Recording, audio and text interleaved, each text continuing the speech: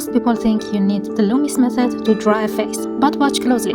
I'm building this portrait line by line with nothing but hatching and pencil strokes. If you love pencil art, hit like and subscribe so you don't miss the next drawing.